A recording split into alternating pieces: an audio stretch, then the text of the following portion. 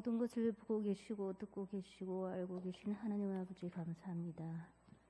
분주한 육신을 이끌어 수요 예배로 저희를 모으셔서 예배드리고 기도 올리게 하심을 감사합니다. 지금 이 세상은 두렵고 공포에 소용돌이치고 있습니다. 내일 일을 알지 못하고 하루하루 주님이 주신 시간을 불안을 안고 살아갑니다. 여린 생명의 연약한 유아와 연로하신 노약자들이 바이러스로 고통받고 있습니다.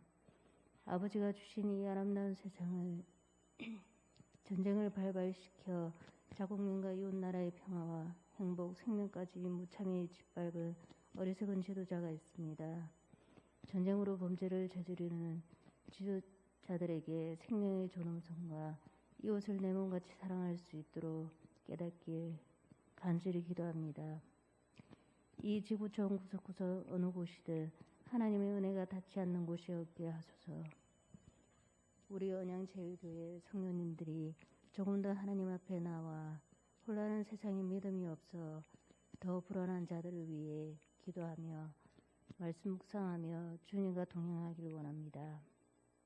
주님, 다시 오심이 가까이 왔음을 기뻐하며 영육 간의 강건을 소망합니다. 교회 학교를 위해 기도합니다.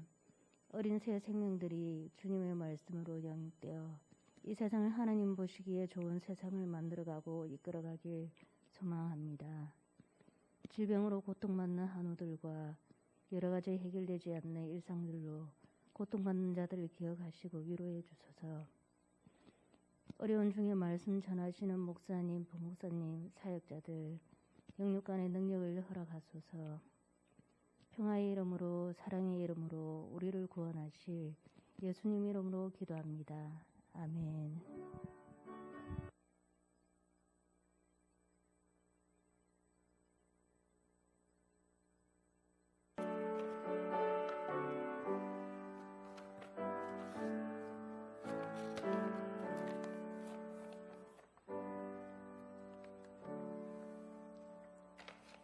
하나님의 말씀은 열왕기하 3장 1절부터 15절까지 말씀입니다. 열왕기하 3장 1절부터 15절. 열왕기하는 562쪽, 구약성경 562쪽에 있습니다. 열왕기하 3장 1절부터 15절까지 한 절씩 교독하겠습니다. 유다의 여호사밧 왕 18째 해에 아합의 아들 여호람이 사마리아에서 이스라엘을 12해 동안 다스리니라.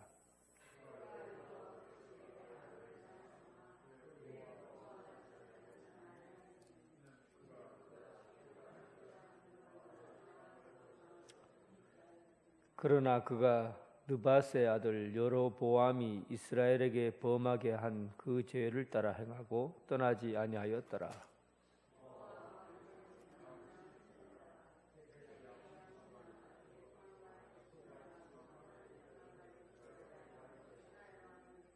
아합이 죽은 후에 모압 왕이 이스라엘을 배반한지라.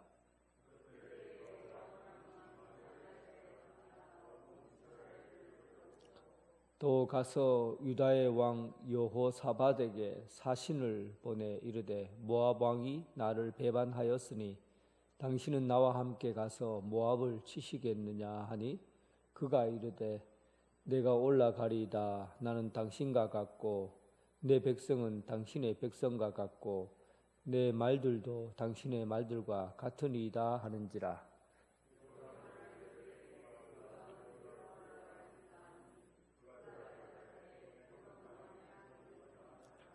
이스라엘 왕과 유다 왕과 에돔 왕이 가더니 길을 둘러간 지 7일에 군사와 따라가는 가축을 먹일 물이 없는지라.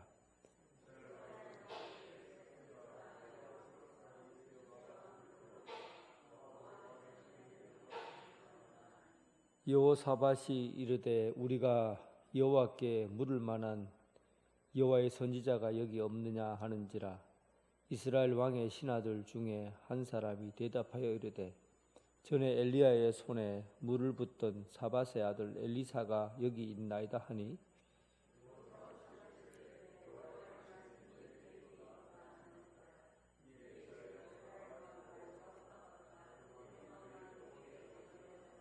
엘리사가 이스라엘 왕에게 이르되 내가 당신과 무슨 상관이 있나이까? 당신의 부친의 선지자들과 당신의 모친의 선지자들에게로 가소서 하니 이스라엘 왕이 그에게 이르되 그렇지 아니하니이다. 여호와께서 이 세 왕을 불러 모아 모압의 손에 넘기려 하시나이다 하니라.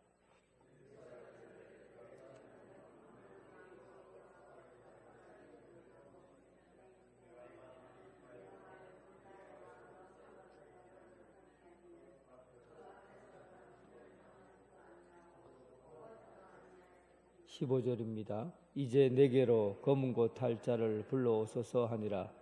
검은 고 타는 자가 검은 고를 탈 때 여호와의 손이 엘리사를 위해 있더라. 아멘.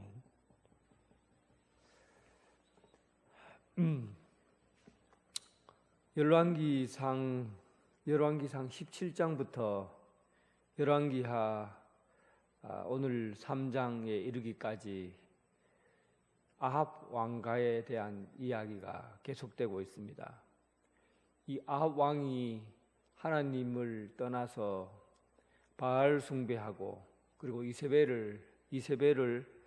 이세벨과 정략 결혼을 함으로 인해서 그 시돈에 있는 땅을 그리고 경제력을 같이 함께 얻으려고 물질적인 번영과 그리고 정치적인 힘을 얻으려고 했습니다. 그런데 그에게는 가장 중요한 하나님을 섬기는 일을 도외시하고 그런 바알과 아세라를 섬기게 된 것이죠. 그때 하나님의 사람 엘리야가 끊임없이 아합 왕과 더불어서 경고하고 말씀으로 경고하고 또 하늘에서 불이 내려서 선지자와 그들의 선지자를 다 불태워 죽이고 그런 여러 가지 일들을 통해서 엘리야가 하나님의 손을 대신해서 그와 함께 그들의 길을 바르게 가르치려고 노력을 해왔습니다. 그런데 아합 왕가는 이런 하나님의 심판의 메시지를 주었던 엘리야가 이제 승천하고 그 뒤를 승천하고 난 이후에 그의 아들 그때 아합 왕의 아들은 아하시야가 그 뒤를 잇게 되었고 아하시야는 난간에서 넘어져 발에 병이 걸려서 죽게 됩니다. 이제 그 뒤를 이어서 아하시야의 뒤를 이어서 여호람이 왕위에 올랐고 왕위에 올랐지만 그가 타락한 왕가의 그 뿌리를 계속 가지고 있었습니다. 이런 때 하나님께서 엘리야를 이미 하늘로 불러가시고 그 뒤를 이어서 하나님께서 엘리사를 미리 준비시켜서 엘리야의 뒤를 잇도록 한 것이죠. 이게 지난번 주까지 계속해서 한 이야기입니다. 엘리사는 하나님께서 미리 준비하셔서 마련해 놓으신 사람입니다. 우리가 보통 바둑이나 장기를 둘 때 미리 다음 수를 계획하고 두는 사람, 미리 다음에 어떻게 준비하고 해야 되겠다 하고 미리 계획하고 두는 사람을 고수라고 합니다. 고수는 앞의 일들을 미리 예견하고 또 미리 계획하고 그렇게 수를 두죠. 그러면 번번이 하수랑 뜨면은 당연히 고수가 이기게 되죠. 마찬가지로 하나님께서는 우리가 생각할 때는 엘리야가 가면 과연 누가 그 뒤를 잇겠는가라고 생각하고 있을 그때에도 하나님께서는 미리 사람을 준비해 놓으시고 계획해 놓으시고 그리고 그 뒤를 이어가도록 하신 겁니다. 하나님께서 한 수 먼저 앞서서 본다는 거죠. 그리고는 엘리야 시대가 지나도 그 뒤를 잇는 사람 엘리사가 그 아합 왕가와 더불어서 아합 왕가에 대항해서 하나님의 말씀을 온전히 전할 수 있는 사람으로 세워주셨다는 겁니다. 여러분, 우리 교회에도 하나님의 한 수가 무엇이겠습니까? 미리 앞서서 미리 계획하시고 준비해 놓으신 하나님의 한 수, 그게 뭐겠어요? 바로 다음 세대입니다. 지금 우리 세대에서 모든 것이 끝나버리면 우리 마음대로 하면 됩니다. 그러나 우리 이 세대가 끝나고 나면 이 교회를 이끌어갈 사람들은 이 다음 세대밖에 없어요. 그래서 하나님께서는 우리 세대가 가면은 그 다음 세대 이어갈 다음 세대를 미리 준비시키고 또 준비시켜 놓는 겁니다. 그래서 우리 교회의 하나님의 한 수는 바로 다음 세대인 우리가 가르치는 여러분들의 자녀이기도 하고 또 유치부부터 해서 아동부, 중고등부, 청년부에 이르는 이 세대가 바로 다음 세대입니다.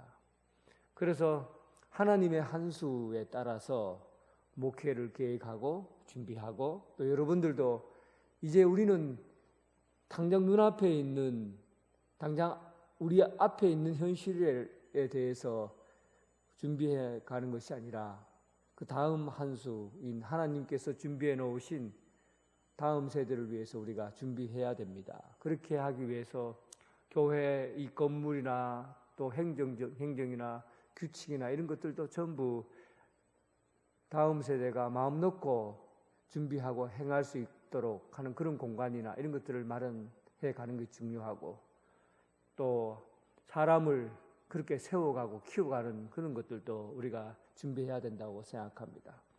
하나님의 한 수, 그 다음 이어갈 세대를 준비해 놓으신 그 일을 우리 교회도 미리 준비하고 동참해야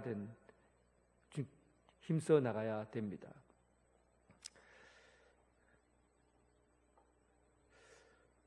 여호람은 아하시야 왕이 죽고 난 이후에 북이스라엘의 왕이 여호람입니다. 여호람은 12년간 이스라엘을 다스렸습니다. 오늘 본문은 이 여호람에 대한 이야기예요. 여호람과 그리고 엘리사, 아합 왕과 엘리야. 근데 여호람과 엘리사 이렇게 여호람은 12년간 이스라엘을 다스렸습니다. 그런데 그는 오늘 본문에 보면 아합이 만든 바알 주상을 없애는 일을 했어요. 훌륭하죠. 할아버지가 세워놓은 그 바알 주상을 없애는데 큰 일조를 했습니다. 그런데 성경에 보면 오늘 말씀에 보면 그가 바알 주상을 없애게 하는 데는 큰 도움이 되었지만 여로보암에 의해서 시작된 베델과 단에 세워진 송아지 그 우상은 그대로 내어 놓은 것이죠. 우상 숭배가 계속되도록 그 끈앞을 그대로 남겨둔 겁니다. 그런 부분에서 여호람의 개혁은 부분적으로는 이루어졌지만 전체적으로 실패한 것으로 평가합니다. 사실은 신앙생활에서 마무리를 잘 짓는다는 게 굉장히 중요한 거예요. 마지막 그 작은 그 뒤끝 없이 그리고 먼지를 잘 털어버리는 그런 일들을 해야지 뭔가 남겨놓고 또 마무리를 짓지 못하면 언제나 그것이 불씨가 되어서 자라나게 되어 있습니다. 그래서 여러분 신앙도 마지막 마무리를 어떻게 하느냐 하는 게 굉장히 중요하다고 생각하고 성경에서는 마무리를 잘 하는 사람을 충성된 종이다 그렇게 말합니다. 끝까지 마무리 짓고 책임을 다하는 사람. 그런데 여호람은 그런 부분에서 부분적으로는 우상 숭배하는 부분에 대해서 바알을 없애고 그런 일들을 해왔지만은 전체적으로 볼 때는 아직도 단과 베델의 우상의 흔적을 그대로 남겨놓아서 그것이 불씨가 되어 북이스라엘이 우상을 섬기는 나라로 계속해서 진행되었던 것이죠. 오늘 본문에는 이 아합 왕이 죽고 난 다음에 아하시야 그리고 여호람부터는 국력이 굉장히 쇠퇴해져 버렸어요. 국력이 쇠퇴해져 버리면 자연스럽게 그 자기들이 힘을 가지고 그리고 나라를 누르고 있었던 그 주변에 있는 나라들이 조공을 그 이스라엘에게 조공을 바쳐야 되는데 이제는 한 나라씩 조공 바치는 일을 하지 않으려고 자꾸만 떠나가는 그런 시점에 와 있습니다. 그 4절에 보면 모압 왕이 그 일에 첫 단추를 끊습니다. 모압 왕 메사라는 왕이 양을 치는 자라. 4절에 보면 그래 나와 있죠. 새끼 양 10만 마리의 털과 순양 10만 마리의 털을 이스라엘 왕에게 바쳤다. 그러니까 지금까지는 10만 마리의 양과 또 10만 마리의 털들을 가죽을 다 만들어서 그리고는 이스라엘 왕에게 조공으로 바친 거예요. 어마어마한 양입니다. 이 사람 모압은 목동 양을 치는 사람들로 구성되어 있는 나라예요. 그러니까 요단강으로 해서 요단강 동쪽 지역에 에돔, 암몬, 모압. 그래서 모압은 그쪽 동쪽 지역에 산악지대를 중심으로 해서 양을 치던 사람들이에요. 그런데 애굽 왕, 이스라엘 왕 여호람이 힘을 잃자, 힘이 약해지자, 그때 모압 왕 메사가 자기가 바치던 조공을 바치지 않겠노라 하고 선언해 버립니다. 그리고 조공을 바치지 않았어요. 그래 되면 어떻게 됩니까? 조공을 바치지 않으면 당연히 전쟁이 일어나게 되는 거죠. 한번 싸우자는 거죠. 그래서 한번 이런 일들이 있으니까 다시 요람이 이 일 계기로 해서 메사 왕을 잡아서 그리고 그 나라를 이번에 통째로 삼켜버리려고 합니다. 그런데 실질적으로 힘이 없는 거예요. 힘이 있어야 되는데. 그래서 이 모압 왕 메사라는 사람은 그때 당시에 지금부터 한 3,000년 전의 사람인데 그때 당시에 그 사람이 얼마나 힘이 있었는지 그 사람의 이야기가 비석에, 돌비석에 새겨져 있어요. 그 비석을 지금 고고학자들이 발견을 했는데 한번 보십시오. 지금부터 3,000년 전의 돌비석이에요. 조그만한 비석인데 저 정도 크기입니다. 저기에 성경의 이야기에 담겨진 내용 중에 일부가 저 비석에 그대로 적혀져 있어요. 모압 사람들이 쓴 비석이에요. 그런데 그때 당시에 왕이 얼마나 대단했으면 저 돌에다가 메사 왕의 이야기를 기록했겠어요. 그러니까 저 안에 있는 기록한 내용들을 쭉 풀어보면 북이스라엘 왕 오므리 왕가를 굴복시키고, 오므리 왕가라고 하면 아합, 아하시야, 또 여호람, 오므리가 제일, 그 다음에 아합, 아하시야, 그리고 그의 아들 여호람, 이게 다 오므리 왕가예요.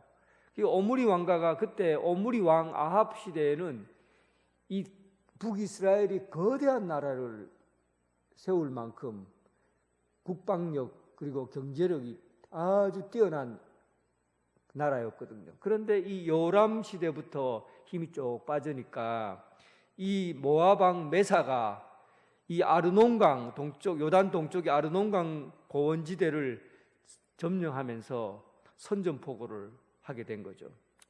이게 주전 840년 전에 만들어진 비석입니다. 돌비석이에요.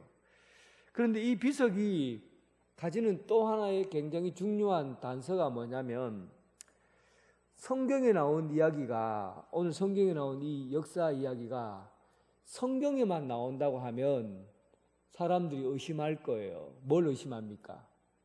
이거 사람들이 지어낸 이야기 아니냐, 이렇게 의심할 수 있잖아요.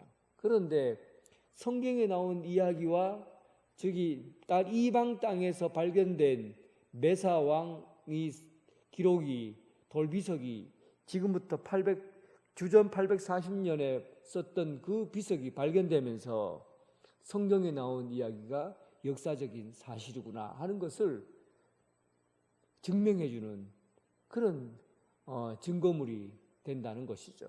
어쨌든 이 자료에 의해서 모압 왕이 반란을 일으켰다는 걸 알게 됐고, 그리고 이 반란을 통해서 이 여호람이 이 메사 왕을 죽이려고, 그리고 그들의 왕 그 땅을 점령하려고 준비를 하는 거죠. 어떻게 하면 되겠습니까? 혼자 힘으로는 안 되니까 이제 여호람이 군사를 일으켰어요. 군사를 일으켜서 사마리아에서 군사를 일으켰어요. 그리고 지도 한번 보십시오. 그 다음 지도 한번 보세요. 지도 보입니까? 그 사마리아의 여호람, 북이스라엘의 왕이 여호람이에요. 그래서 사마리아에서 군사를 일으키고, 그 밑에 화살표로 예루살렘 이렇게 되어 있죠. 보입니까? 안 보여요? 보입니까? 이게 대답을 안 하시니까 제가, 거기 예루살렘, 사마리아에서 쭉 내려오니까 예루살렘이 있죠. 이 예루살렘에서 국경선이라고 되어 있는 베델과 그 국경선이 있잖아요. 이렇게 해서 오른쪽으로 국경선으로 넘어가면 암몬이 있고 그 밑에가 모압이 있어요. 그러면 전쟁을 일으키려 하면 그 사해 위로가 그게 이제 요단강이거든요.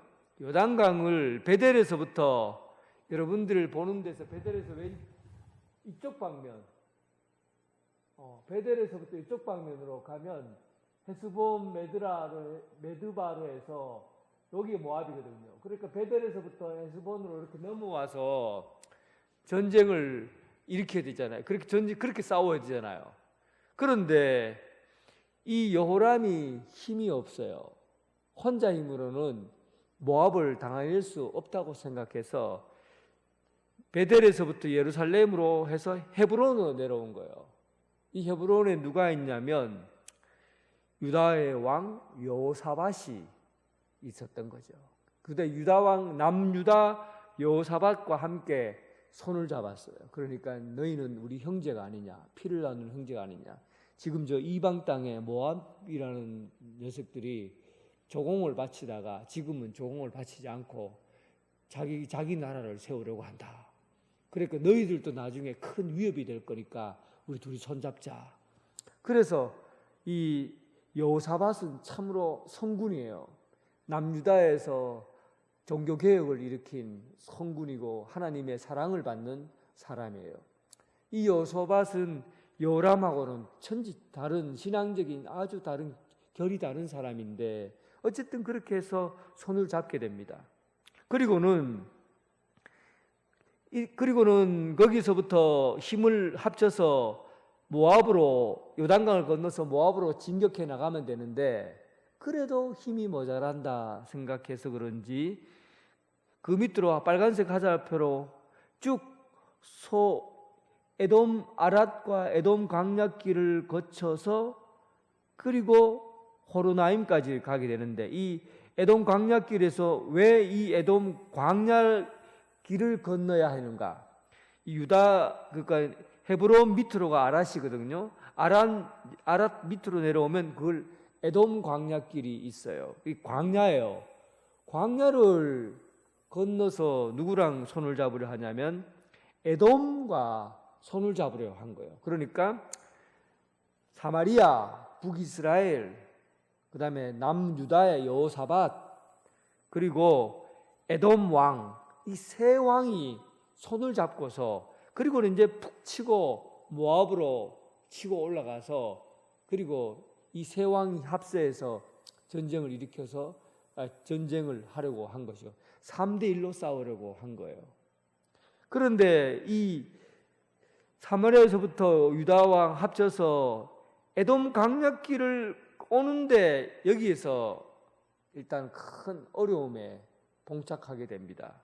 그 어려움이 무엇이냐 하면 광야길을 군인들이 에돔 광야길로 이렇게 진군해 오는데 7일 동안 물을 먹지를 못한 거예요.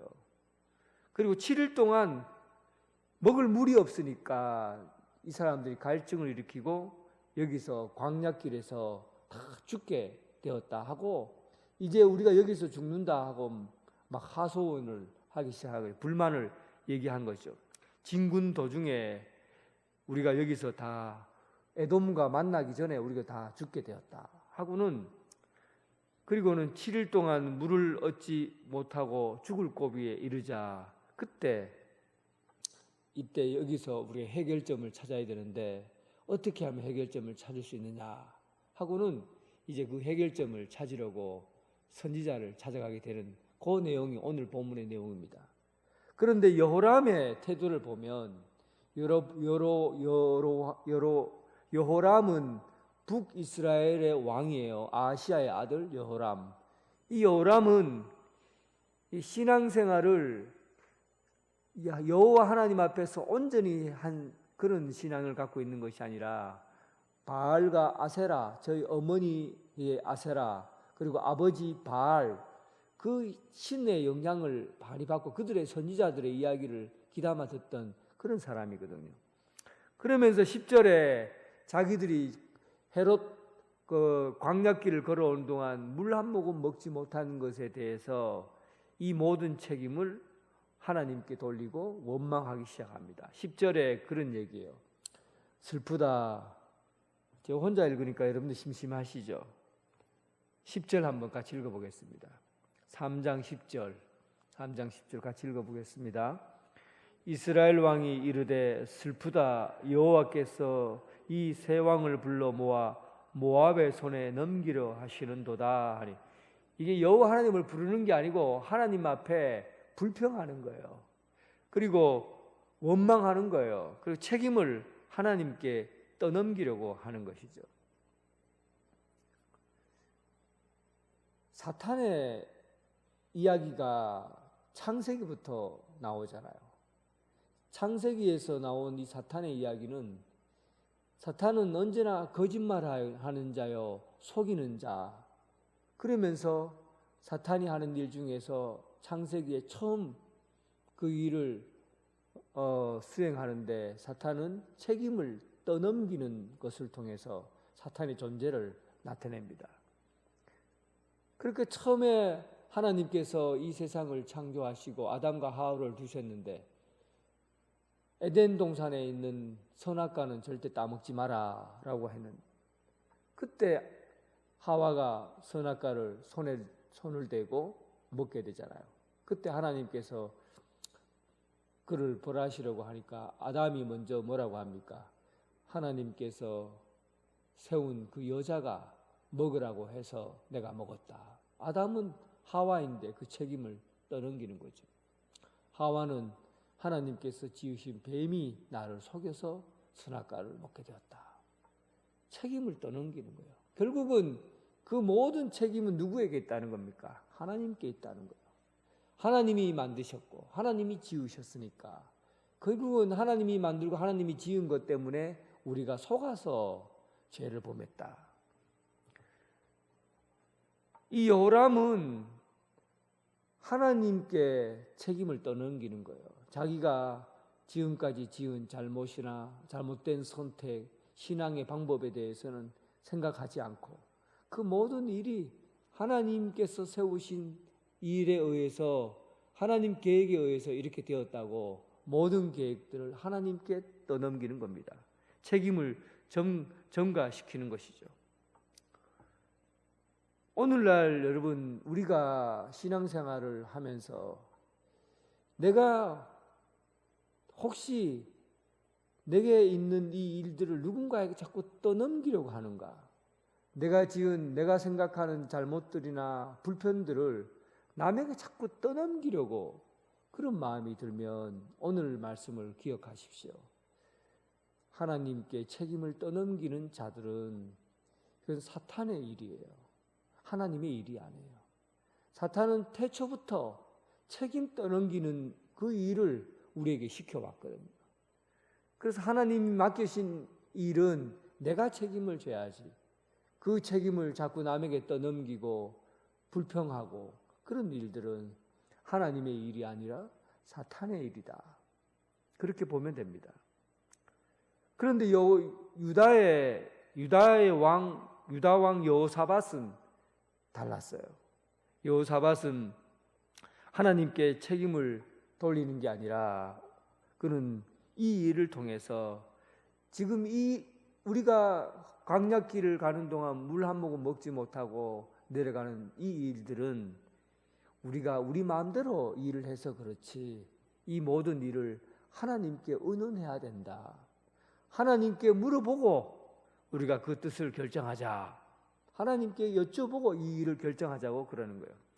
여호사밧은 그전에도, 이제 여호사밧은 나이가 좀 많습니다. 근데 여호사밧은 아합 그의 할아버지 아합 왕가 있었을 때에도 22장 4절에 보면 아람과 싸우려 할 때도 여호사밧은 먼저 이렇게 얘기한 거죠. 그때 젊었을 때인데 여호사밧이 하나님의 말씀이 어떠한가 물어보자. 그렇게 해서 엘리야를 찾아가잖아요. 이번에도 똑같아요. 나이가 들어도 신앙에 변함이 없어요. 젊었을 때나 나이가 들었을 때나 그는 언제나 꾸준히 하나님께 모든 것을 먼저 묻고 하나님의 선택에 귀를 기울이고 하나님의 말씀이 어떠한지를 먼저 물어서 그 계획을 밝히려 한 겁니다. 이것이 여러분 신앙의 참된 신앙입니다. 내 계획이 있고 내 생각이 있어도 하나님께 물어야 합니다.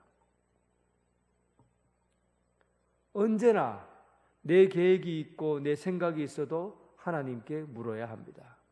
이것이 우리가 신앙생활을 해가면서 우리 신앙이 성장해가고 자라나는 데 있어서 가장 기본적인 모습이라고 볼 수 있습니다. 하나님께 모든 책임을 돌리는 그것은 사탄이 하는 일이에요. 하나님께 묻고 그 문제점을 찾으려고 하는 것, 이것이 진실로 하나님의 사람이 가야 될 길이라고 봅니다. 그렇게 여호사밧이 이런 제안을 하자, 하나님께 먼저 묻고 해야 된다라고 제안을 하자, 요람 신하 중에 한 사람이 엘리야를 청구했습니다. 엘리야에게 기름 부음 받은 엘리사라는 사람이 있다. 그 사람에게 물어보면 답을 찾을 수 있을 거다. 그리고 이 세 왕이 이제 엘리사를 찾아가서 우리가 이 전쟁에 지금 더 나가야 되는지 아니면 여기서 멈춰야 되는지 우리 엘리사에게 답을 달라고 그렇게 가서 그에게 질문을 구합니다. 그런데 엘리사가 그들의 얼굴 표정을 딱 보더니만, 특히 여호람의 얼굴을 보더니만 이 뻔뻔하기 그지없는 여호람을 보고 그렇게 얘기하죠. 네가 와 여기 와서 내인데 이렇게 묻느냐? 날 찾아온 이유가 뭐냐?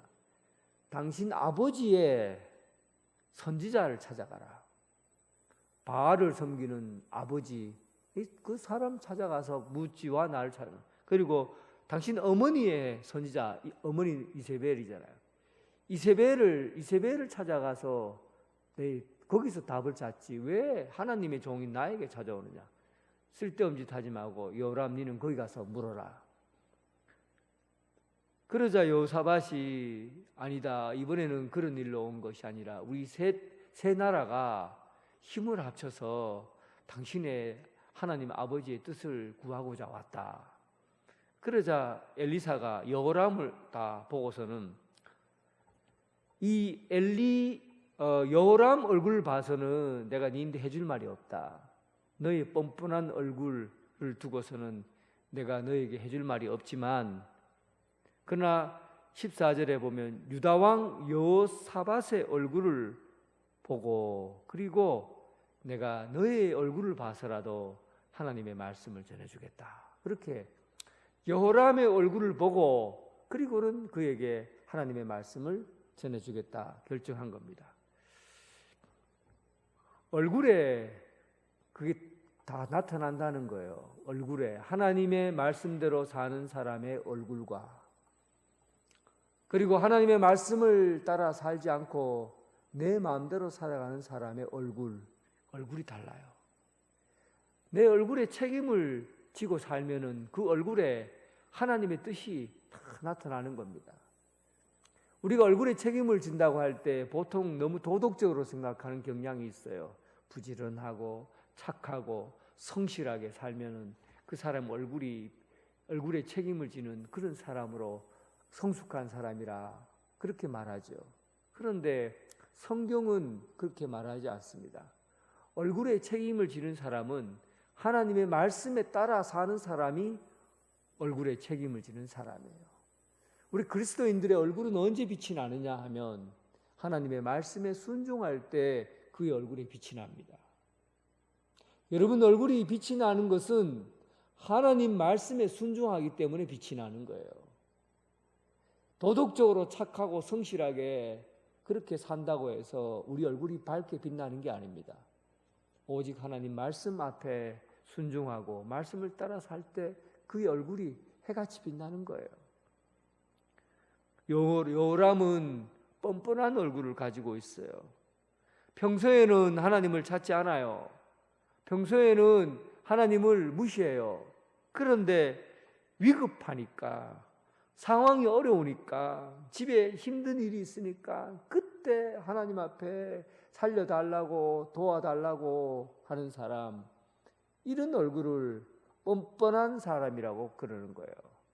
평소에는 하나님을 무시하고 있다가 위급하고 어려울 때만 하나님 도와달라고 하나님께 구하고 찾고, 이런 요람을 두고서 내가 평상시에는 바알을 찾고 이세벨을 찾더니 지금 내게 오느냐, 내가 너에게 할 말이 없다.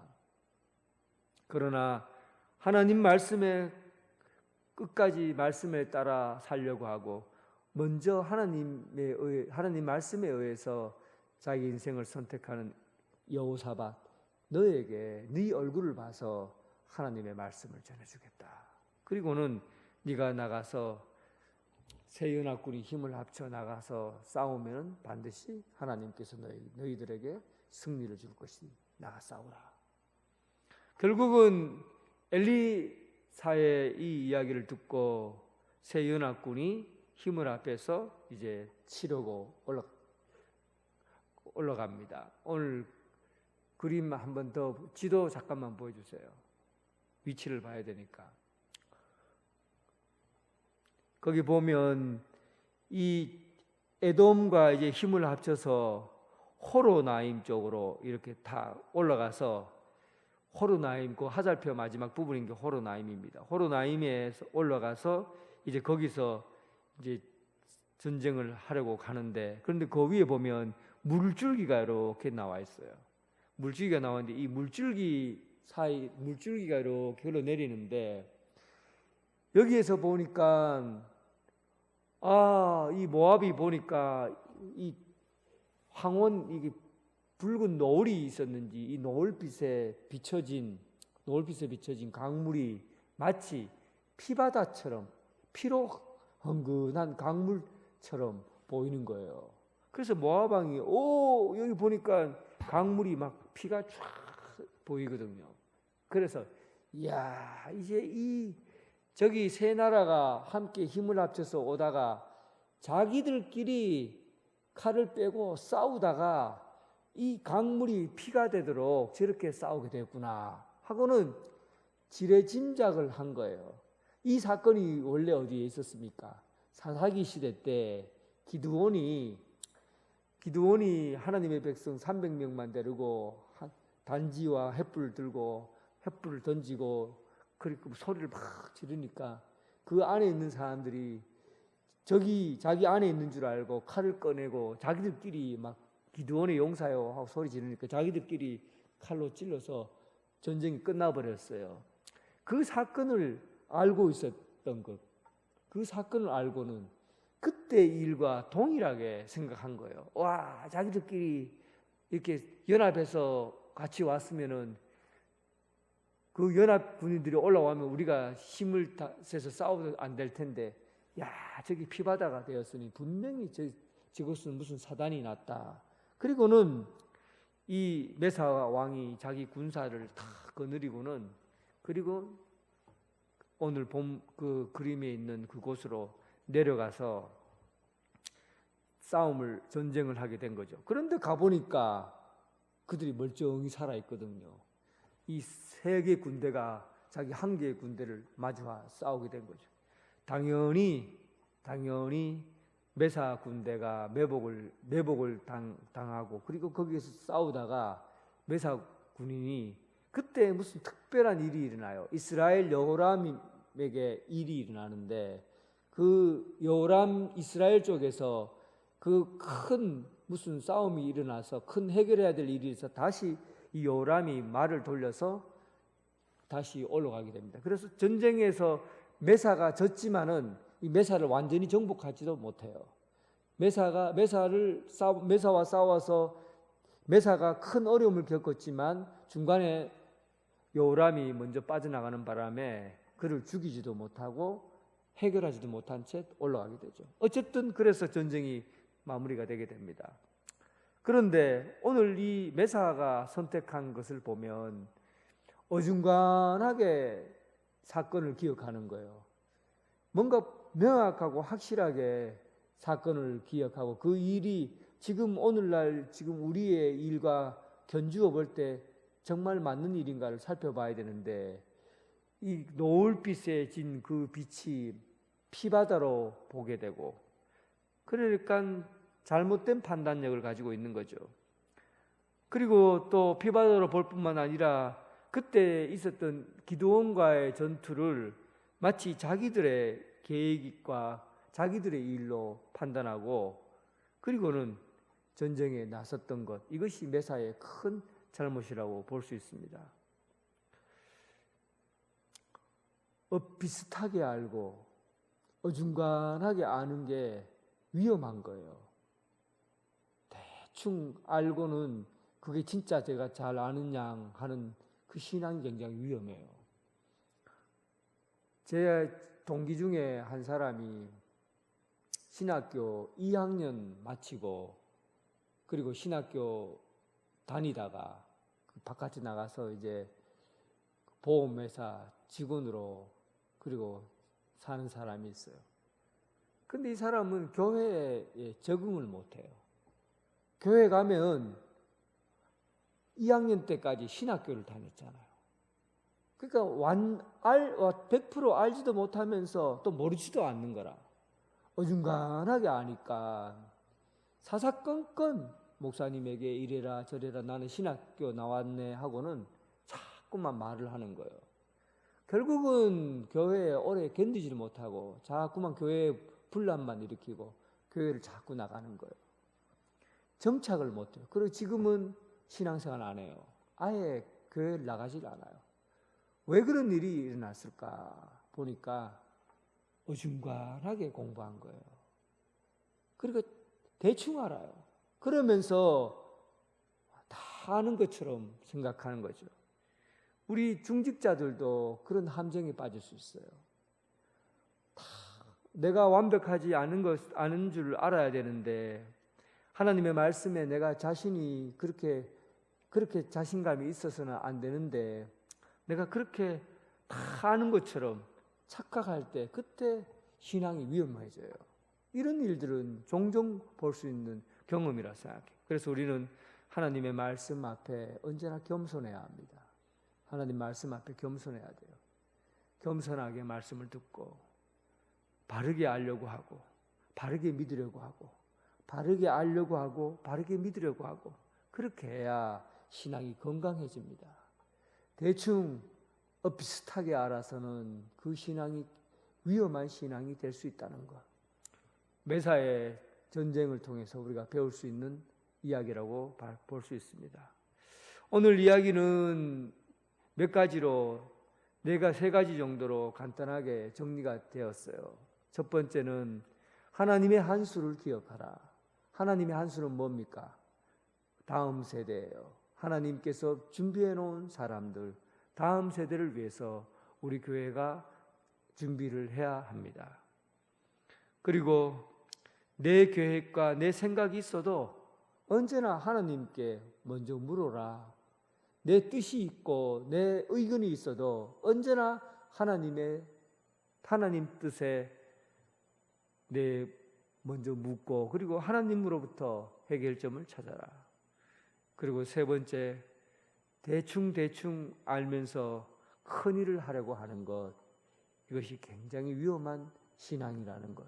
그래서 말씀을 바르게 알고 바르게 믿고 건강한 믿음 생활을 해야 된다 하는 교훈이 있습니다. 이 말씀을 통해서 여러분 잘 기억하셨다가 여러분 신앙이 더 건강하게 자랄 수 있기를 주님의 이름으로 축원합니다. 기도하겠습니다. 하나님 아버지, 우리 교회를 사랑하셔서 120년이라는 시간 동안 하나님께서 준비한 다음 세대를 통해서 지금까지 하나님께서 걸어오신 이 발걸음을 우리도 내딛게 해주셔서 감사합니다. 우리 교회가 앞으로 또 더 100년의 시간을 더 나가야 될 텐데, 주님께서 준비해 주신 다음 세대가 말씀에 바르게 서서 훈련받고 예수 그리스도의 제자로 세움을 받아 주님의 교회를 바르게 섬길 수 있는 그런 삶을 살아가게 하여 주옵소서. 우리 욕심에 이끌려서 내가 세운 계획과 내가 세운 생각, 이런 것들이 뚜렷하게 눈에 보여도 언제나 하나님께 물어보고 문제점을 찾고 하나님께 여쭤보고 하나님, 우리가 가야 될 길을 걷게 하여 주옵소서.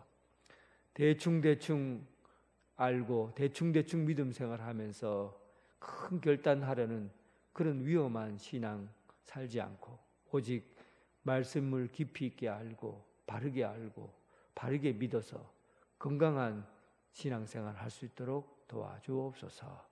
예수님 이름으로 기도드립니다. 아멘.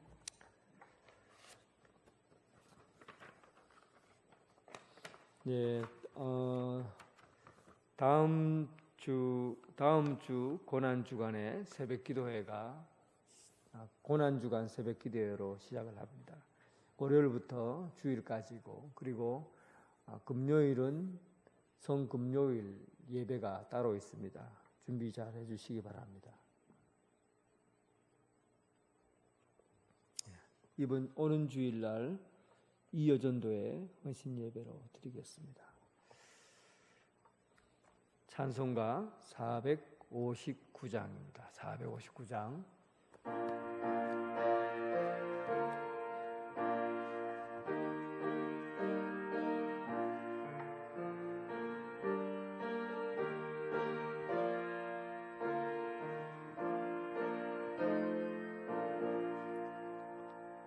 누가 주를 따라 섬기려는가?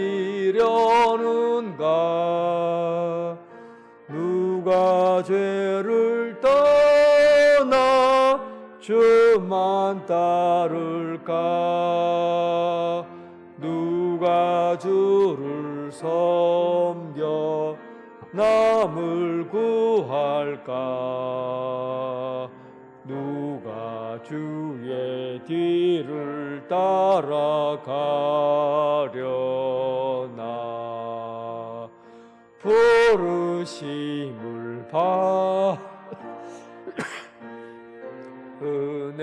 은혜로 주를 따라가네. 주만 따르네. 세상 영광 위에 따름 아니요. 크신 사랑이네. 주만 따르고 주가 내려주신 은혜 힘입어 주의 뒤를 따라 힘써 이하네. 부르심을 받아 주의 은혜로 주를 따라가네. 주만 따르네.